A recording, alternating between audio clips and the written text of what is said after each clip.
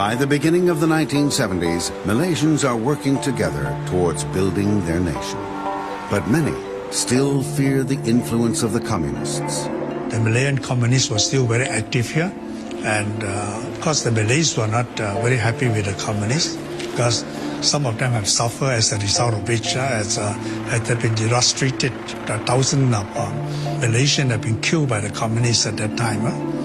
Like his old friend Tunku Abdul Rahman, Tun Razak realizes that it is vital to snuff out that lurking threat.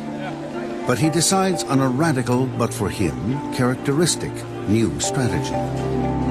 He will attempt to defuse the communist threat through negotiation. He decides to launch a policy of reconciliation with one of the world's most powerful communist regimes, China. He will boldly enter the dragon's den. But not everyone approves. Some Malays did not support Tun Razak over the China of their experience with them. Even his old friend, the revered former Prime Minister Tunku Abdul Rahman, is not supportive of his initiative. So for Tun Razak, the China policy will be a huge gamble.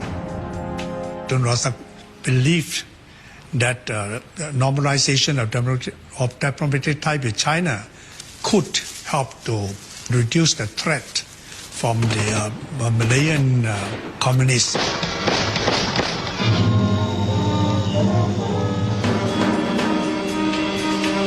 On May 28, 1974, Tun Razak and his entourage fly out of Malaysia, heading for Beijing. While they land in Beijing, nobody knows if this gamble will pay off. As he steps from his plane, he hopes that he is not making a terrible mistake. But it seems that the dragon is pleased to see him.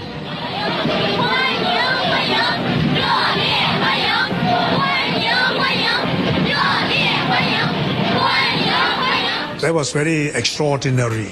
There were thousands of students and thousands of people at the airport to welcome the delegation. We felt that the Chinese government was very friendly. The people was also very friendly.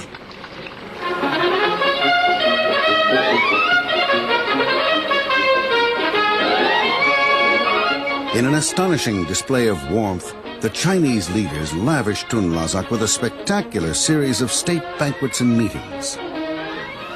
Then comes the final test. The meeting with the great leader himself, Chairman Mao. And Tun Razak caps his spectacular success with the famous handshake that has been immortalized in Asian history.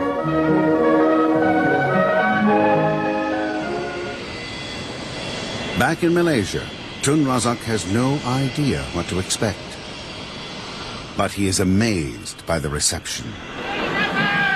Sebaik-baik sahaja Perdana Menteri keluar dari kapal terbang, tepuk sorak bergema dari mereka yang menunggu.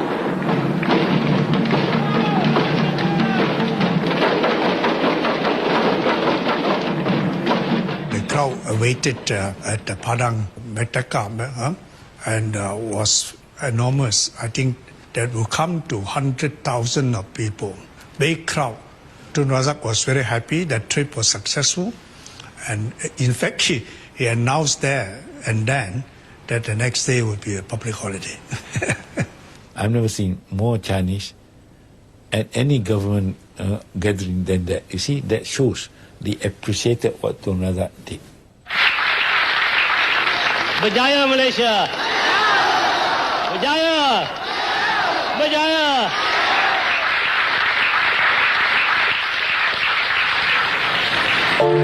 As Tun Razak has hoped all along, success in China translates into reconciliation at home.